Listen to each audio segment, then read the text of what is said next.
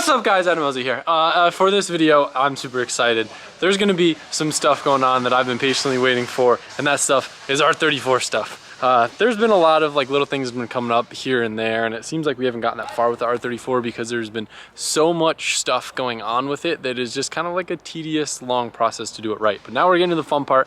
Today we're gonna pull the engine, and we're gonna do the final things that we need to do to put the engine back in it for good. So I'm excited. That's gonna be probably the content for the next couple days, plus the GT350 clutch. When that comes back, we can get that thing ripping. We've got some new settings for the no lift shift with the help of the guys over at Haltech and PPG. So that thing will be shifting way better and way faster when you get it back on the road. And yeah, let's pull this engine out of this thing and get started.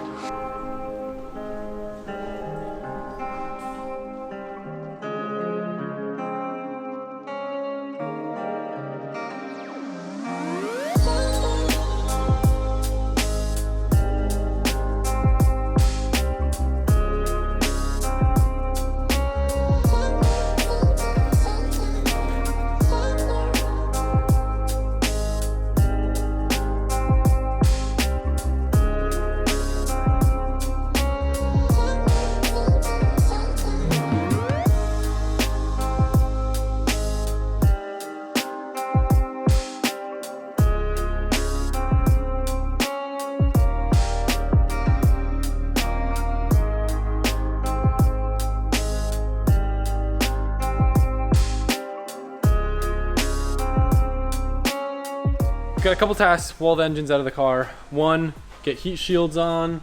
2, get the clutch in. 3, get all the water lines situated on the other side, which we were gonna like simplify a lot of that stuff. And then we gotta do the trigger kit, and we could probably mount pulleys and get like the front of the engine all dressed up and get that finalized, so we're not doing it in the car, and lift this back in all ready to go. So I got this kit a while ago. Should come with all the lines and fittings that we need. A bunch of like little obscure stuff. I don't really know how any of it works, but I figure after we start like mocking stuff up, it'll make sense. So the way that this kit works, it would actually bolt directly to the heater core with these fittings, which are pretty cool. And then you would have these coming out. But I am not super keen on that, because to do that, we have to pull the dash out, and I don't want to break anything in the dash. Although I guess it wouldn't be that bad since you can still buy new replacement parts. It's gonna add a lot more time to the build, and I don't really care to have heat. I've never really had heat in any of my cars, and I don't really use it. So I think we'll just simplify that, and then it simplifies stuff here because we're missing one of the fittings that was supposed to come with it that would go into here. So instead, I think we're just gonna bypass the heat altogether, and you can just basically get a fancy kit for here, or like on my R32, if you guys remember on that video, I literally just ran a heater hose from here to here.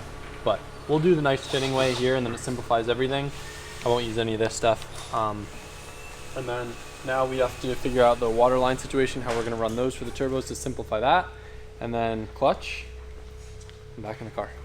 So instead of running that, we're going to figure out some sort of way to run AN lines from here and from here, and then either create a T or a merge, and one will just go to the radiator instead of going front and back in the engine. It's one of the things that Tommy does, just because then you're not dumping hot water that's gone through the turbos back in the engine, and it goes through the radiator first.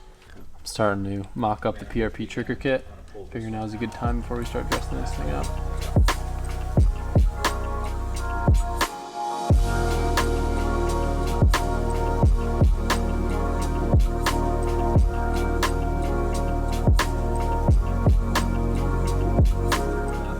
So the first thing that needs to be done is grinding this little lip on the Nitto oil pump, so this can slide on all the way, and just kind of clearancing it and making it a little bit easier to put the belt on and stuff.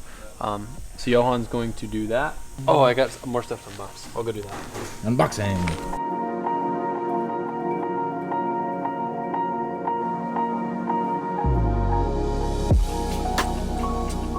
So this I got vapor honed by Tommy. Unfortunately, Grant was really upset when Tommy drove through his lawn, and he threw this across the room thinking it was Tommy's, and actually broke this little ear off. Grant. So the guys over there welded it back up for me and vapor honed it, so it looks good now, but unfortunately Grant trying to sabotage my build. Freaking Grant. I think Tommy made him do it, I really do.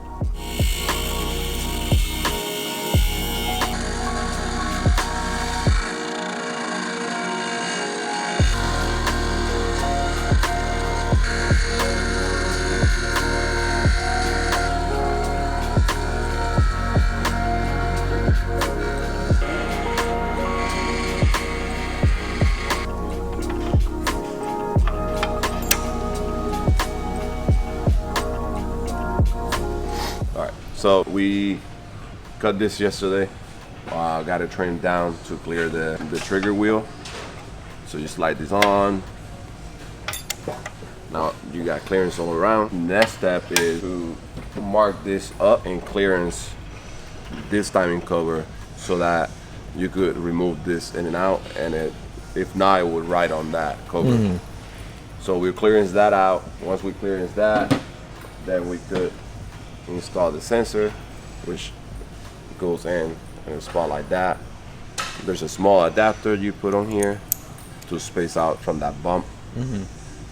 And then once all that's set, we could go ahead and set the timing with you be using the HKS belt.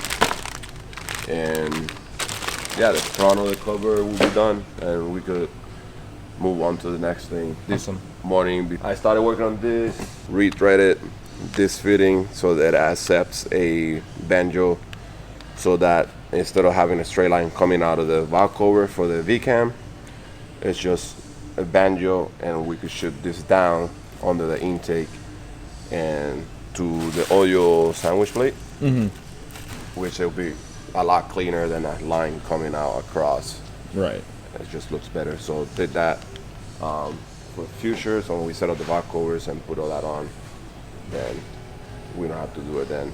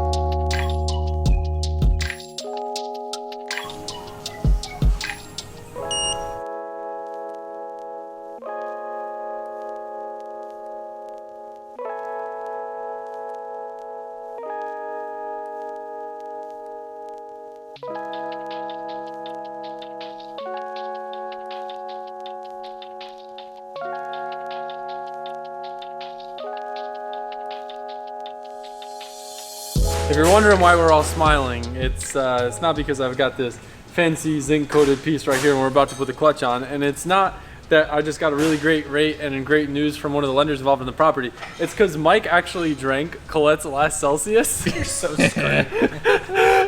and she doesn't know yet, and she's gonna find out when she watches this video. She special orders this flavor that's like exotic that you have to buy in like Antarctica or some shit. And Mike drank the last one and he's shaking right now. So the footage, oh, he's got the new Sony with getting stabilization, so we're good. Yeah, look at this. Tommy, Really nice. Tommy stole mine but wouldn't admit it, so I had to buy this one off him. I think Tommy and Grant are sabotaging me in this build. I didn't know the starter went on the turbo side. Yeah, it doesn't make sense. How would that work? Tommy, is it for a single turbo car? Maybe. Oh, this R32 specific. No, R30. Okay. There you go. No, that's not it. No, that's the hole for the dry shaft. So are you gonna be able to do this here or? Bam! Look at that. I feel like now is an appropriate time to talk about the clutch. Sure. You better watch out, Mike. Oh, God. She doesn't know yet. I'm shaking. Doesn't know what. I'm Mike shaking. did something very unfortunate. He made a very uncalculated move. We all thought about it, but he went for it. Yep. What? Take a guess what Mike did. It's right in front of you. It's literally right in front of you. It's on your hands. No, not that one. That was a different one. What? I'm so confused. Wait, what did,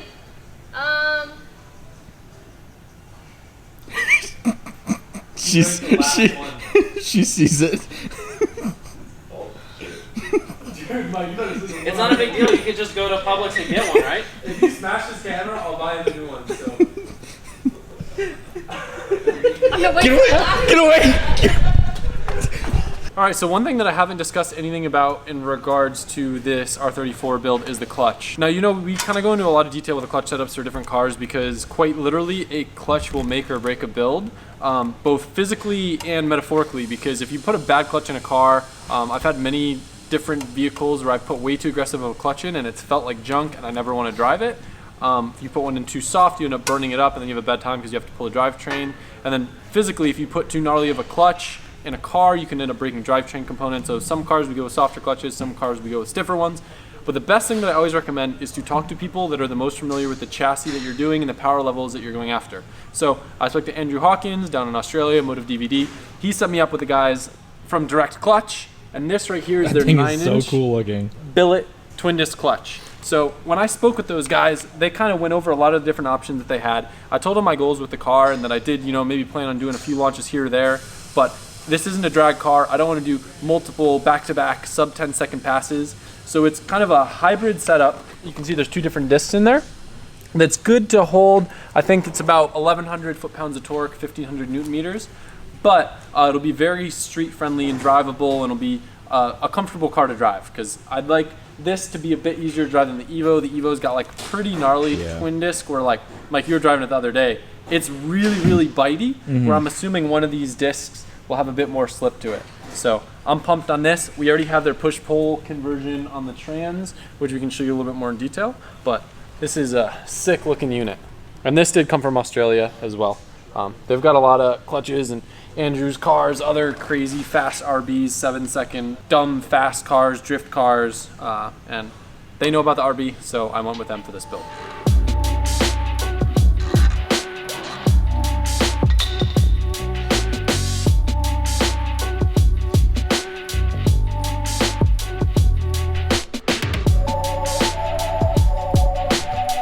So this, I mean, I obviously don't know the exact materials.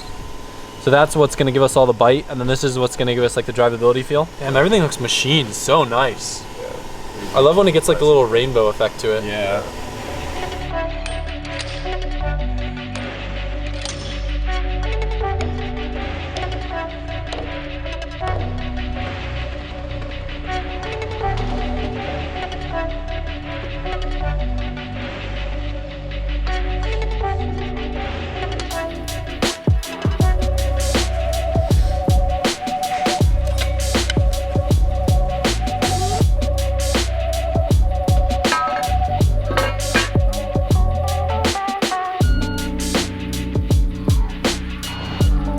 My box full of Nismo goodies. Love these. I run these on my SR car. I run these on my R32. The Nismo mounts are like a stiffer, reinforced version of the stock mounts. You gotta be careful though, because I think with the SR, it actually raises the engine a little bit and you can run into hood clearance issues. But by far my favorite engine mounts. They absorb vibration really well, so it still kind of feels like a nice stock car. You don't have a bunch of weird vibrations, but they're stiff enough to where when you're making more power, the engine doesn't move too much. So just literally direct replacements, nothing fancy. I already swapped that one on that side. Yeah, I love these things. Look at that. That's a good boy. Trans gets the same thing. Do you think I could put these on Yahoo Auctions Japan and like label them some rare thing and Tommy you will buy them? Yeah. Say like 1 of 8. It smells like 94. Yeah.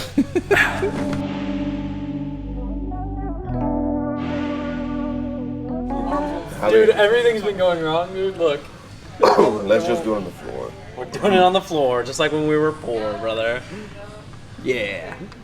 We got all these lifts, tools, and equipment, but nope. Imagine doing this part. Yeah. Imagine. Yo, imagine. Imagine. Imagine. Do you want to go down on the table or do you want me to go up and make a slingshot? Hold on. No. Yes. Hold on. Either or is wrong because I have to center that. What? If we don't center that, it's gonna go. That thing's gonna go nuts. got And he's just gonna go. I got it. Yeah.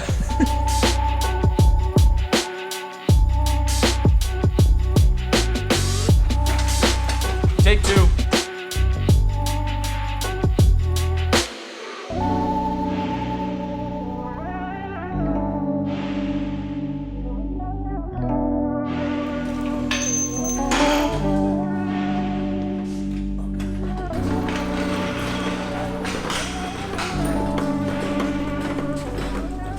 right, guys, that's gonna be it for this video. Come tomorrow, we actually have the new clutch from Monster for the Barra, so we're gonna put the Barra Mustang back together so that thing can be driven, and when Freddie's in town, we can work on the no-lift shift more.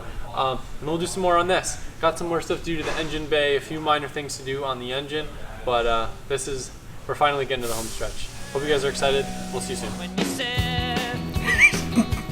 She sees it.